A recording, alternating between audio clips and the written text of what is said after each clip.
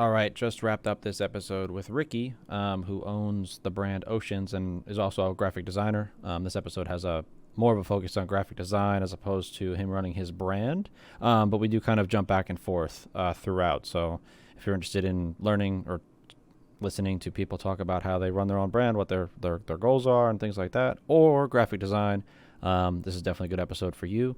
Let me know what you think, and make sure you subscribe to the podcast. That's all I got for this. Have a good one. Enjoy the episode.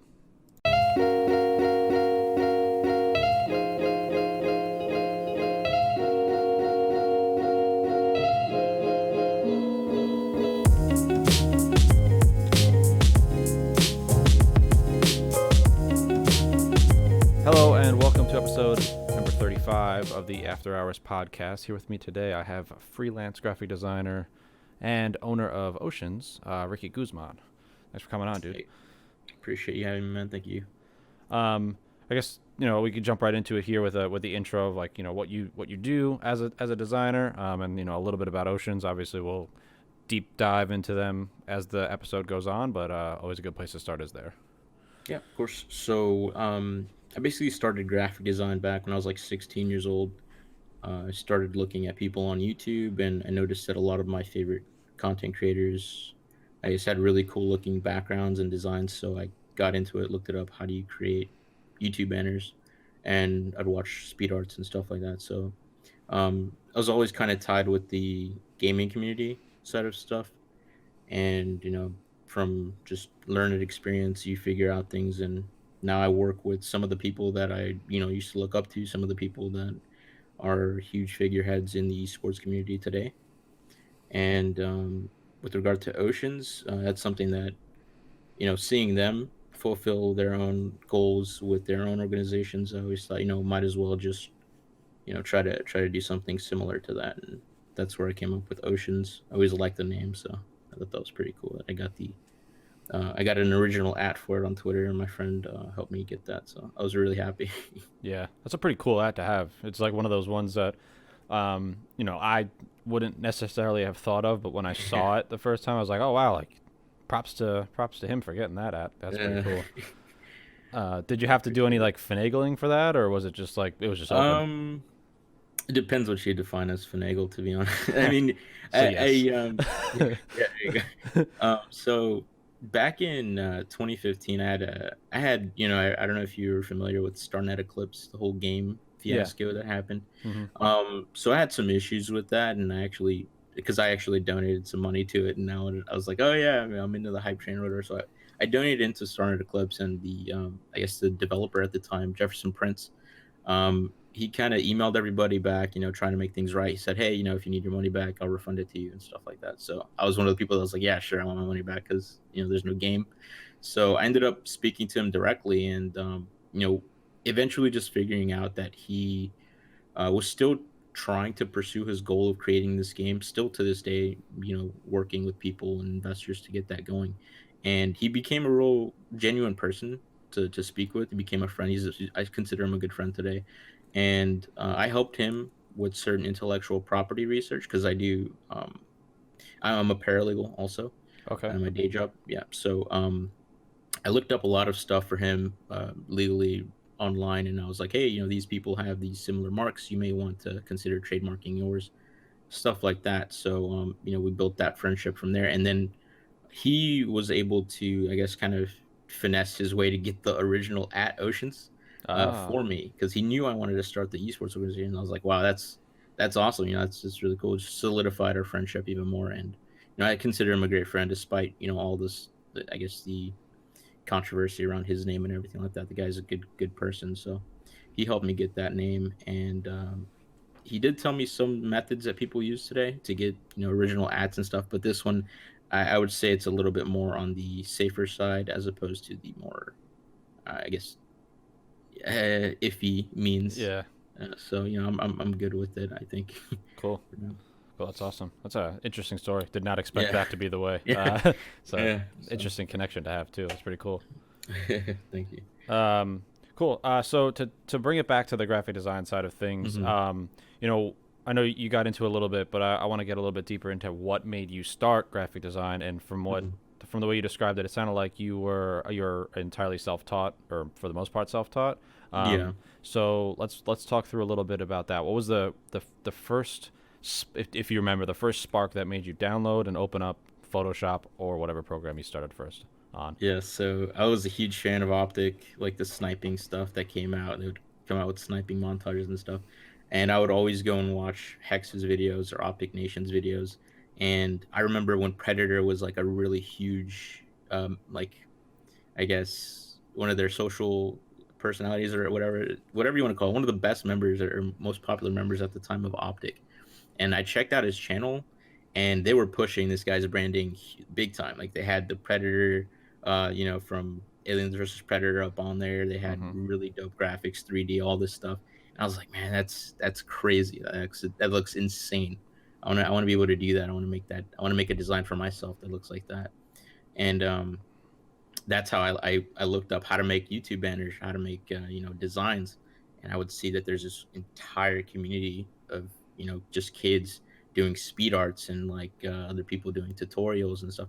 More, I've learned more from speed arts than I have in traditional tutorials. I would say because I would be pausing and playing and pausing and playing, just seeing what tools they would use, Yeah. and that opened me up to the whole Photoshop suite and everything. Of course you're gonna, as a kid you don't really expect to be paying any money to do this, so you gotta get the cracked versions and stuff sometimes, but Oh now yeah. obviously it's become more of a business to me, so obviously you got to invest in that. So I'm happy Yeah. with where that took me. That's awesome. Now I had a similar come up in the graphic design community. So I totally feel you on the speed arts and tutorials and all that. Yeah, Um, uh, who were, I guess, a couple of the people's speed art slash tutorials that you watched when you first started getting into it? I would say Strats was definitely one of the first people that I began watching, and he was closely tied with MDC, Mm-hmm. Matty Day Sakari. I really don't know how to pronounce his last name, but he was also very, very popular at the time when I was watching all of that. So those two guys were huge influences of my learning, I guess, so you could say. And then eventually, I kind of took, I guess you could say, I kind of took a break from it, and then I came back to it after a while because, you don't realize how to make that profitable, Yeah. as if you're just giving away free designs or like, oh yeah, I'll charge you 5 subs on YouTube or whatever from like empty channels. Like that wasn't really something that I wanted to do, so I kind of just took a little bit of a break, interlude. Then I came back and began realizing I'm putting time into this, so I should probably value my time a little bit more, and I would charge like $15 or $20 here and there. It wasn't anything, but now it's more of like the quality is going to match what you're going to be able to earn. So obviously, always trying to improve that. Yeah, that's awesome.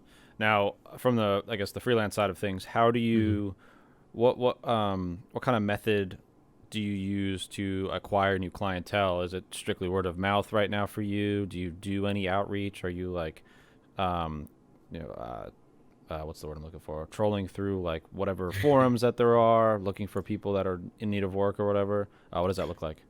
Yeah. So when I first started, I would say getting your name out there and your quality is kind of like the the most critical thing, right? So you want to have your branding set and everything. In the beginning, it would be me just making stuff for huge guys in the industry. So like I'd make stuff for Hex, I'd make stuff for any huge YouTuber or streamer, anything like that, just for free. Just make it. Hey, just tested out some new tools in Photoshop or Illustrator, and I'm learning some stuff. Make something for them, Yeah. and you know very rarely when I started this, it would catch their eye, and they would retweet it, they would give it a like, or they would comment on it, and that's how I feel. I would get a lot of engagement or get a lot more people saying, "Hey, man, that's really cool. I saw what you did.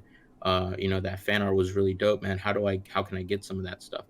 And they would, I'd get people in my DMs or people emailing me, and eventually, if I wanted to create this a business, I had to keep this going, make it, something to sustain. So it's a little bit of outreach also. Back last year, I noticed that Sprat, the sniping guy, I'm very deeply rooted in the sniping community, as you can Yeah, tell. yeah. So I saw Sprat, and I saw that he could use, I guess, more of a revamp, going from his, his stuff looked like he hadn't been changed in a couple of years, and he had his business email in his bio.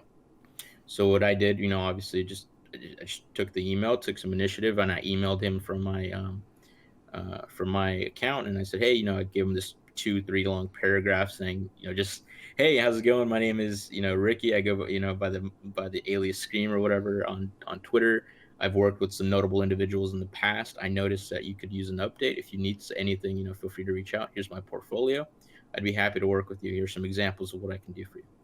And I didn't expect it, obviously, but he replied like the very next day saying, yeah, man, hey, I'm actually in the market. And that was a very huge client for me. And I didn't know that I was going to get that. I wasn't like, oh yeah, I'm for sure going to get this client, but it was something where it's like it couldn't hurt you if you ask, and if it does hurt you, the only thing it's going to be like, I'm not looking for designs right now. I appreciate the inquiry, or just a no reply at all. Either way, you're putting yourself out there, you're asking for it, and best case scenario, you get a really good client like that. So it is some outreach. It is also, more recently though, I've been doing the giveaway stuff, Oh yeah. or trying to engage with an audience. I've had a couple logos sitting on my PC for a while, and I was like, you know what, these logos could use a home. I mean, I might as well just, I guess, use them for some interactions. Hey, I'm giving these away next week. Retweet, tag a friend, and Hmm. that's something that I think it's, it's pretty successful. So I'm gonna try to keep that going for now. That's the newest thing that I've got going. Um, Now, do you? I guess when you do, like, I did see that post about the two the logos that you are giving away now. Do you Mhm. think, or have you seen influx of clientele, or even if it's one or two, from that post itself, or do you think you'll like see the return on that in a month, 2 months, or whatever?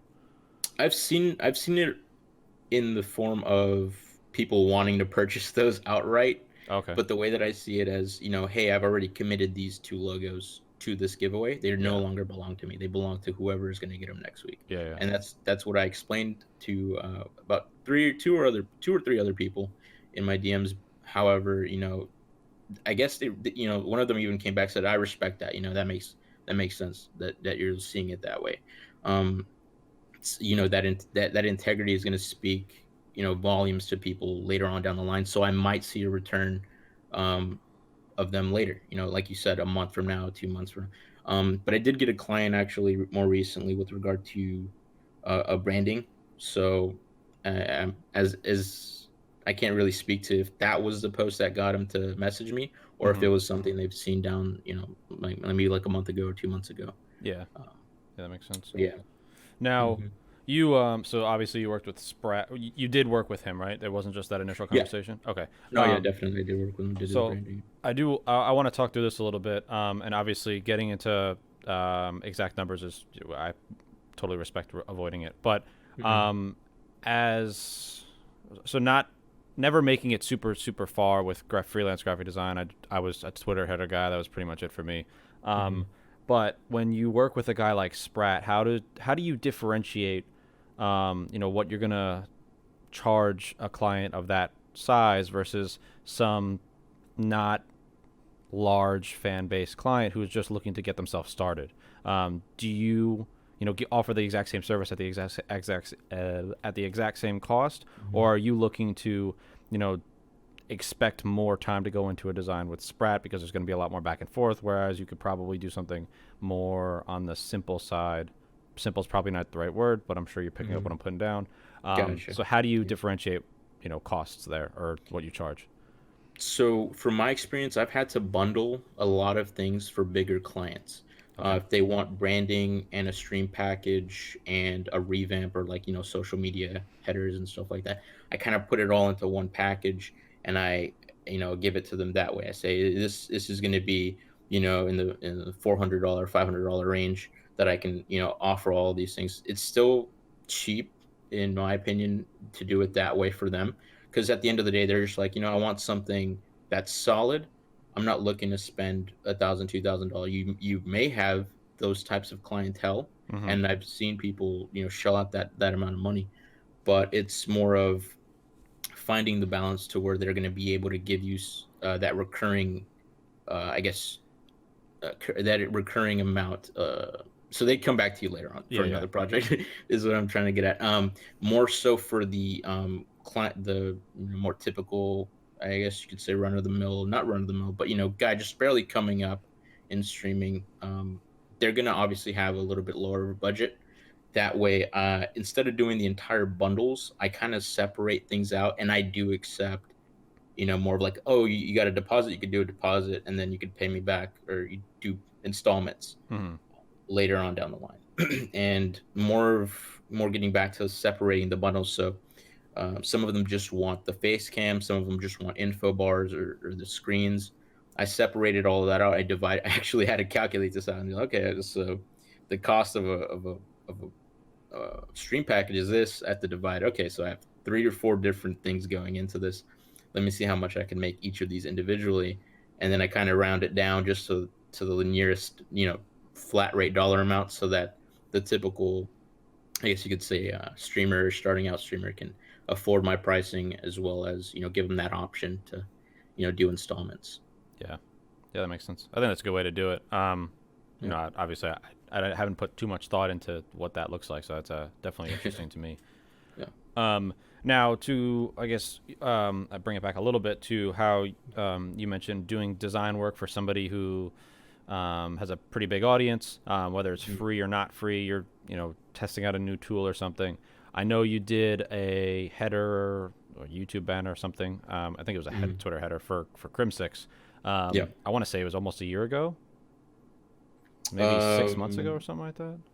yeah, it was like September Oh, of okay, last year. That's it. so not a year ago. I'm way off. Yeah, no, But mhm. I remember seeing that. Now I'm curious to see how that affected your influx of clientele, because obviously that got seen by a ton of people. Yeah.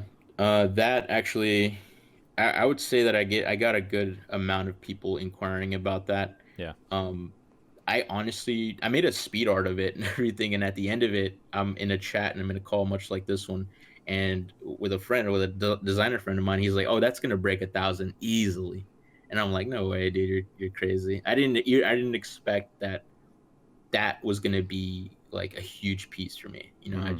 I was messing around with it. I don't typically do that sort of style. Um, and it did numbers, it went crazy. So I did get a good amount of people saying, "Yo, man, that was sick. How much you charge?" I'd say I probably got about 30 to 40 inquiries about that. People messaging me, people saying, I want some work from you. That's awesome. And that was from something that it's now at what, 1,000, something like that, likes or retweets or whatever, and that's how many clients inquired about it. I'd say probably, maybe 1/5 of that actually became clients. Nice. So Yeah, that's good. Now, was this piece strictly you trying a new style, entirely for yourself, and then you're like, I'm gonna post it, blah blah blah, or was it, was your original intention to post this, and hopefully he would retweet it or interact with it? I had a relationship prior, a business relationship with Crim6 or Ian prior to this, Oh, so that's I right. would do his thumbnails. Yeah. Yeah, I would do his all of his thumbnails. Do his, I'd regularly give him a new revamp out every couple of months, every few months, just to keep his stuff updated. Um, and his channel manager, Revitalize, shout out to him. I still work with him on a daily basis. He says, "Hey man, we need a new revamp for Crim. We need something new for his channel. Think you could get that started for me?" I said, "Yeah, sure." So obviously him being such a huge figure, and he has his own theme of the tech stuff. I was like, I'm gonna just have his face on there, make it look cool, make it edited, make it look real dope or whatever. So went into Photoshop, started messing around, and I was like, I know some things with the banners. A lot of them focus on the text Mm-hmm. itself. I was focusing on himself, or his portrait in this sense. And you know, it was, I didn't expect it to take off, like I said, but when I posted it, I kind of saw what other people really liked about it, and it was more the fact that I was focusing on editing him, making him seem more surreal than just an IRL picture or professional picture. Um, so that's how it came about. It was a commission. I did get paid for it. Okay. Um, yeah, I don't typically nowadays. I don't typically just do stuff for fun. Every now and then, yeah, I might do. I might actually start building up again just because of the giveaway stuff, just to do stuff, random logos and stuff, just because I want to give some stuff back to a community that has, given me so much. Mm-hmm. So I might take that back up again. But nowadays, it's typically, clientele or, there's just something that I'm going to be investing. Yeah, I think. I mean, whether you call it free or not, I think Hmm. especially in the graphic design field, there's a lot of opportunity to, you don't. I'm sure you could attest to this. Most graphic designers don't know every little nuance about Adobe in general, but Photoshop and Illustrator specifically. So if you're going to try a new style or a new technique or a new tool that you haven't used before, and you spend 4 or 5 hours doing something in a Twitter header that you've never done before, or some new style of logo, at the end of the day, whether you give it away or you post it or you attach somebody's brand to it, there is that chance that you have that piece that goes semi Twitter viral or whatever, Yeah. and that's just gonna bring you whatever amount of clientele or eyeballs to you.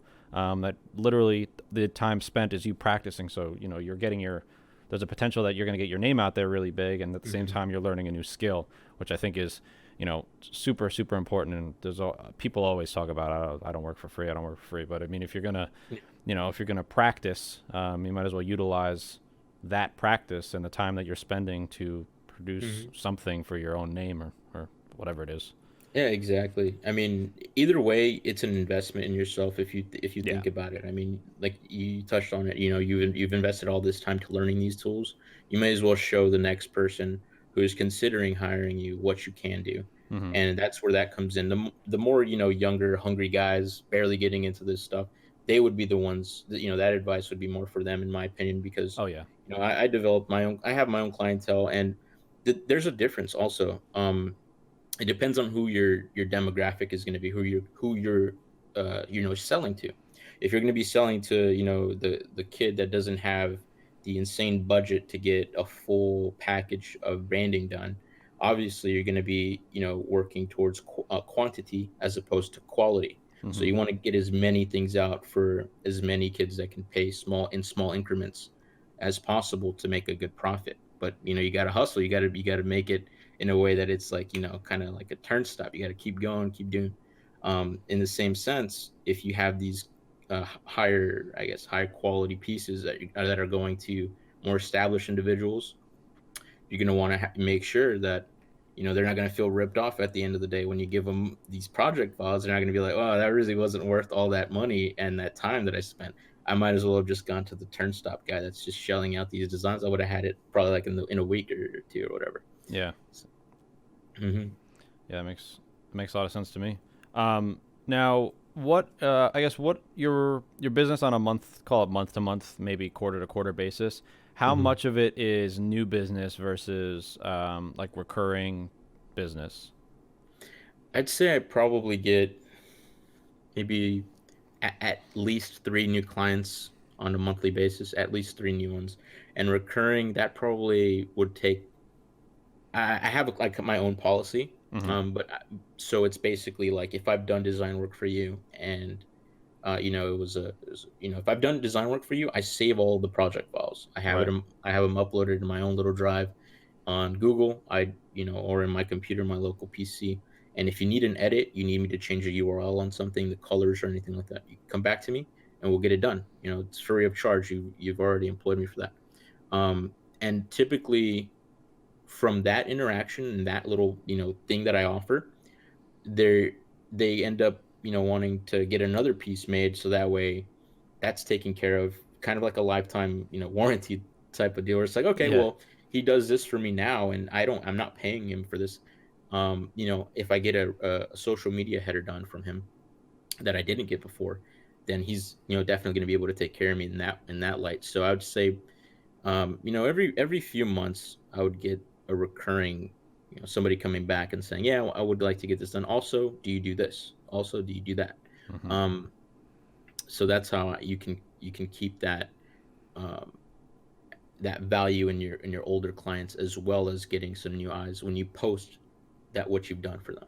So Yeah. it's kind of like a self-sustaining cycle a little bit. Yeah, it makes a lot of sense. I think that's great. I think that's a good policy. I don't think I'm sure there are other people that do that, whether they Mhm. advertise it or not. But I don't think it's as common as I guess I would think. I don't know. Maybe I'm Mhm. wrong, but I've only worked with a handful of designers, so Yeah. I like that a lot. Though I think that's a really good, customer service kind of Yeah. policy that you run. So that's great. Appreciate that. Thank you. Um, Now, what is your? I know we talked a little bit about logos. You said you did that header where we said you did that header for Crim6, and you mentioned Mhm. overlays and things like that for streamers. What is your like, your go-to if you could get, if you're, I guess, better question. What is your ideal client coming to you asking for?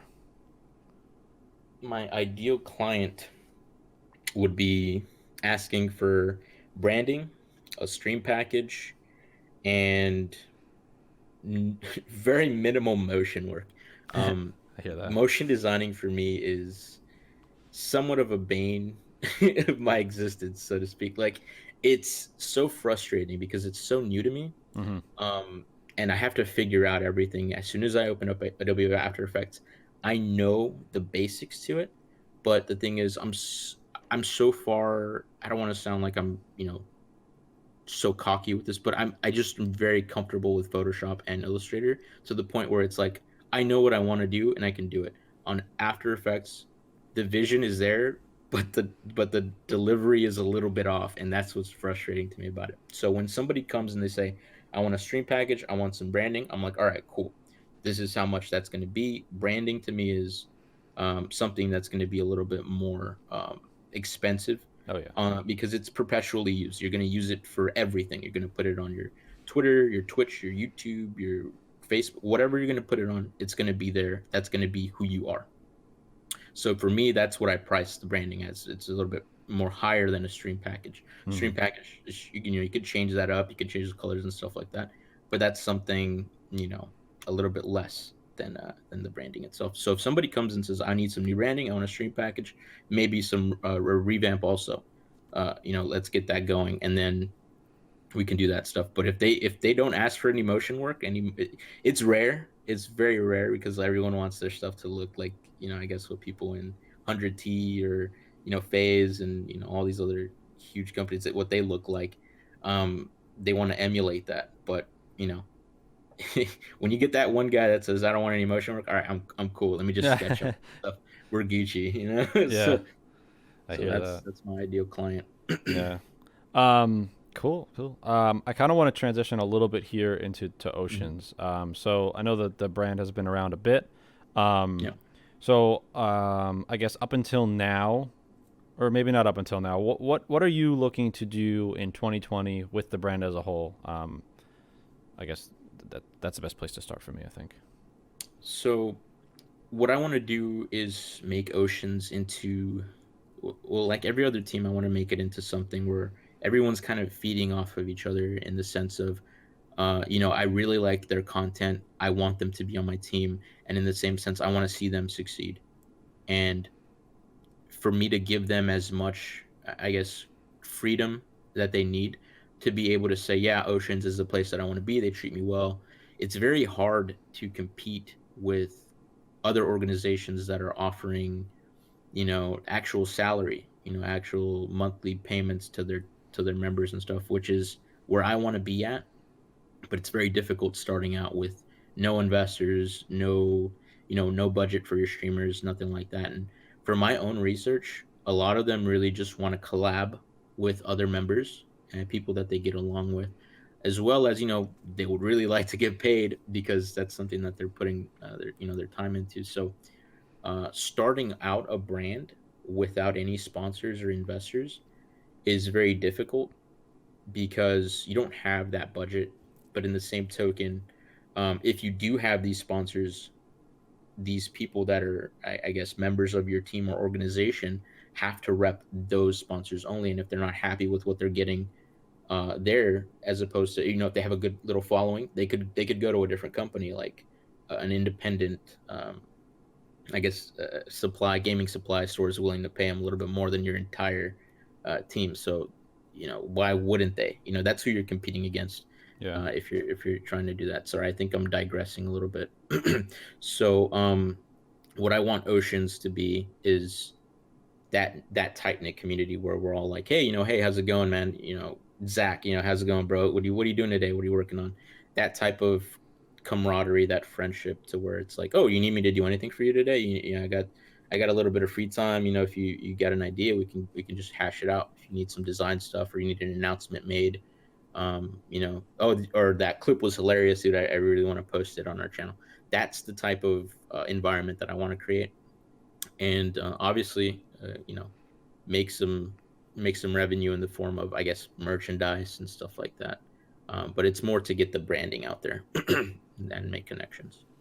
Cool. I like that. So I guess that the focus is going to be more, your social content side of things Hmm. versus, sending teams to events, or is there both interests?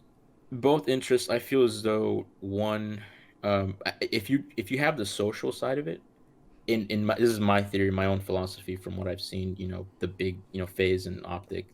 How they did it was purely just YouTube, and then eventually they kind of went into the whole professional side of things. Mm-hmm. I'm not sure if that's how it still works, but that's what I saw firsthand, so that's what I'm going to go with. If you have, a good social base and you're able to deliver content, I feel the brand becoming its own, I guess, having its own value is going to inspire companies to say, hey, you have a lot of eyes on you.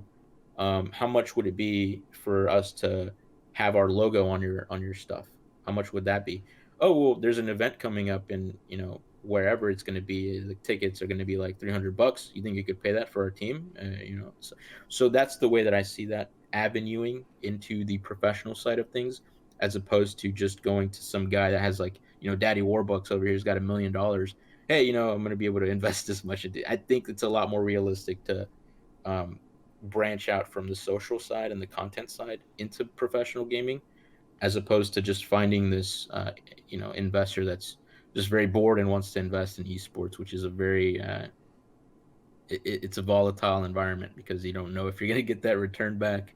Yeah. So it's that's where I see it. Yeah, no, I totally agree with your philosophy. Like, it's a lot more. I guess slow and steady is the best way to describe it. To build a brand on the content side of things, because you don't really need an upkeep. You just need to be able to grind and hustle, and you're in an even better spot if you can get two, three, four, five people with the same mindset as you, all striving to build the brand that you're all building together. And while it may be slower, it's definitely more steady.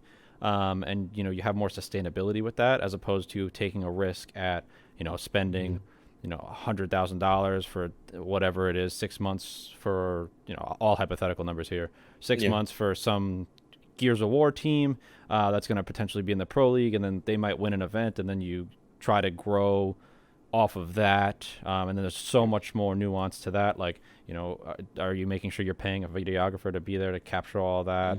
Hmm. So there's a lot more upfront capital. That's also, there's a lot of risk involved in that on the esports side of things. So I think it's it's definitely a better route to start on the content side, and then use Hmm. everything you earn from that, and then funnel that into the esports side of things. Obviously, smart money makes money.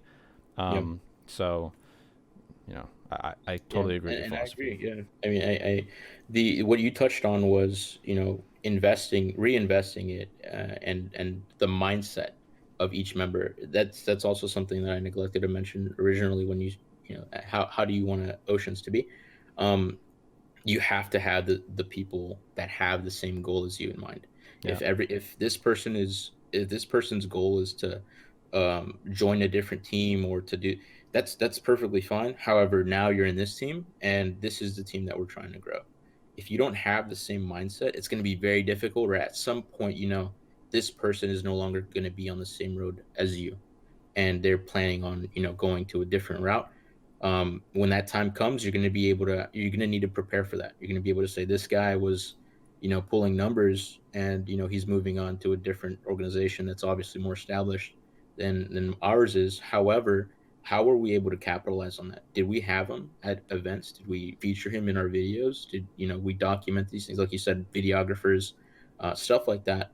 You also got to be able to capitalize on that. So if you do have that Gears of War team that you paid $100,000 for, you better be able to, recoup your investment from them, at least, twofold, be able to double your money on that. If not, then, why are you breaking even? Yeah. Why is your goal to not make anything? Yeah. You know? Yeah, I agree. I mean, yeah, I like the way you ended that. It's like, you know, if you break even monetarily, you should be striving for at least some type of brand recognition, Hmm. and like brand awareness as a whole. So if you send a team to an event, you know, under whatever brand name, they place top two, they win, and the whole thing goes south. You make even on your money, but you're not getting any brand recognition. What was the point of going through all of that Exactly. for nothing? Maybe Exactly. there's a prize pool cut that you get, but that's never super big for the organization. That Hmm. makes it all worth it. But like, it's, there's a lot of, I guess, give and take in things like that. So, definitely strive for something. You have to do something. Yeah, exactly. And sometimes, from there's it kind of has its own little ethics or rule books, as an owner, or an organization head, or whatever it's going to be. Some people frown upon, you taking the cuts of the people that are playing. Some people frown upon that, and you have to understand these little intricacies of Mm-hmm. the, I guess, the industry, so that way you don't step on the wrong toes. These players are amazing, they placed for you. If you're taking the 50% cut, or anything more than that, obviously those people are not going to want to work with you in the future. Oh, that dude's greedy, or, oh, he doesn't really, it's finding that fine line to where you're able to still keep your head above the water, but also have the people who are, helping you swim along the way, keep them good as well, so that way they can continue saying, yeah, I'm going to help you out. It's a weird analogy that but, either way, um I think it all fits. It's very on yeah. brand, being that your team is called Oceans. Right. But yeah, it's a good analogy. I like that though. Appreciate it. Cool. So I mean, I think so. I covered all the baseline questions that I had for Mhm. you. I wanted to majorly focus on design, so I think we covered Mm. that, and then obviously we touched on oceans as well. Was there anything that we didn't get to cover, or we didn't get to cover enough, that you want to bring back up or anything? Um, Not that I could come up with off base. I mean, unless you're into content creation, I mean, that's something that I do plan on exploring this year.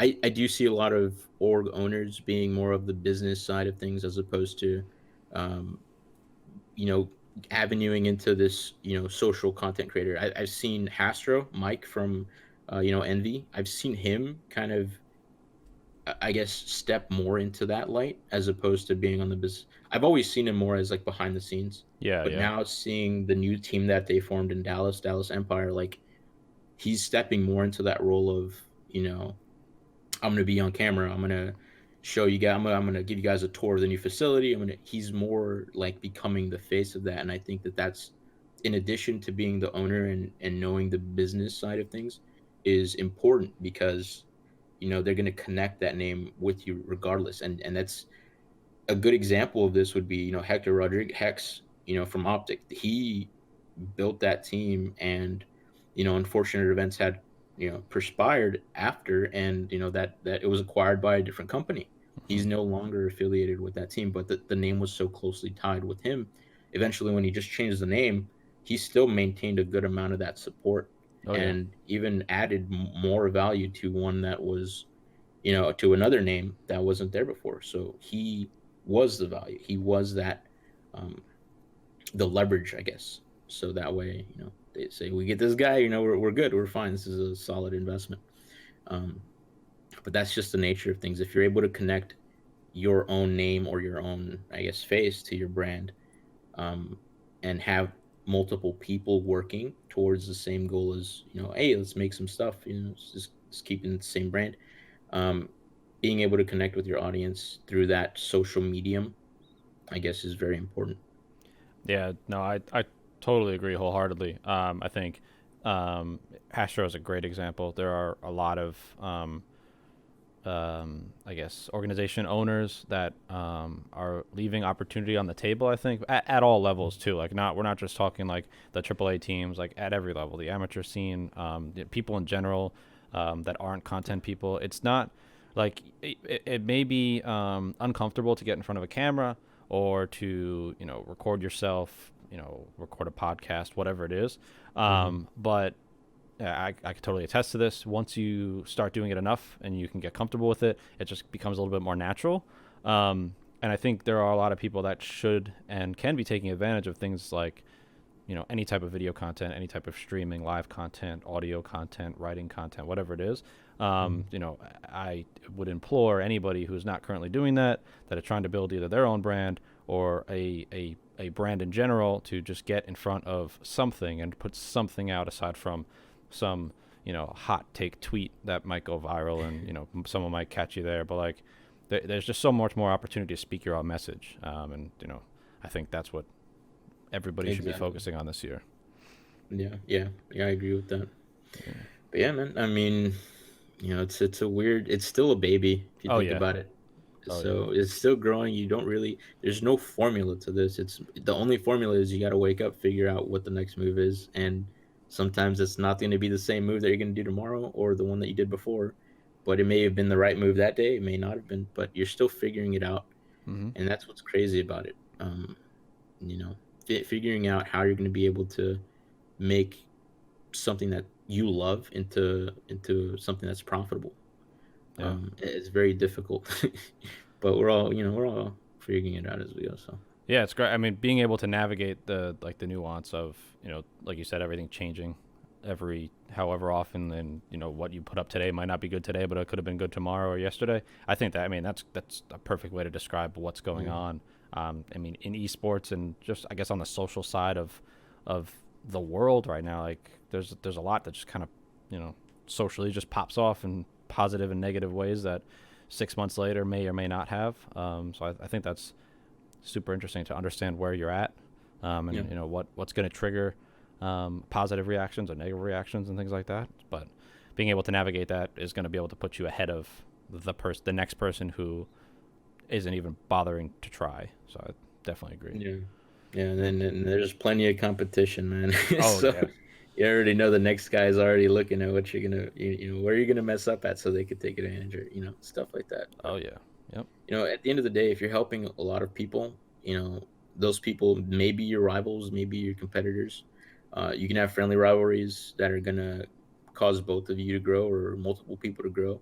You can have, even bad rivalries. You're still gonna grow from that. Mm-hmm. However, you need to realize that we're in the same field. You don't want to step on anybody's you don't want to cause somebody to lose footing, or take food away from their family in that mouth, in that sense. You don't want to go to that route, because I feel once you do that, it's kind of, you're going down a road that you can't really pull back from, Right. in the sense of you're disparaging some other team, or wrongfully so, obviously, but not forthright. Obviously, there's a lot of companies out here, um in more specifically the apparel side, that aren't really treating their customers Oh boy. or people. No, no, I'm not going to name names. I'm just saying, there's multiple companies like that, and Yeah. you need to be able to, um, more so, to stay away, as opposed to kind of saying, I'm going to engage, and I'm going to make my own image drop as well. You got to pick your battles. Pick your battles, and pick those that are going to make multiple people grow in the same sense. Yeah. I agree. That is some words of wisdom right there. I like that. Um, For sure. I think that's probably a good spot to kind of wrap it up. But you can't wrap a podcast up without including the shameless plug portion of it. So if somebody's interested in getting graphics of any kind, including motion graphics, Oh what man. what would be the best place that somebody could get in touch with you and talk to you about getting some designs done, or about Oceans in general, or just want to chat? Yeah. So they can just hit me up on Twitter. My DMs are always open. You can, my Twitter is Screamality. It's like fatality, but scream in front of it, so Screamality. Also going to be obviously the handle that we mentioned earlier at Oceans. That's going to be for my organization. You can just feel free to DM me on my personal Twitter. And if you'd like to get a design done, obviously I'll be able to link you my portfolio. I do plan on putting that on my bio though, so it'd be easier to see. So yeah, you can see all my work on there. And I appreciate you for having me, Zach. Thank you for allowing me to be on the After Hours podcast Yeah. and allowing me to to have this little shameless plug. So thank you. Yeah, no problem, no problem. Yeah, but other than that, definitely make sure to hit Ricky up if you ever need some work done. And that brings us to the end of the episode. If you made it this far and you are not following or subscribed to the podcast, whatever it is on the platform that you're listening to, be sure to do that. And we will catch you in the next one. Later.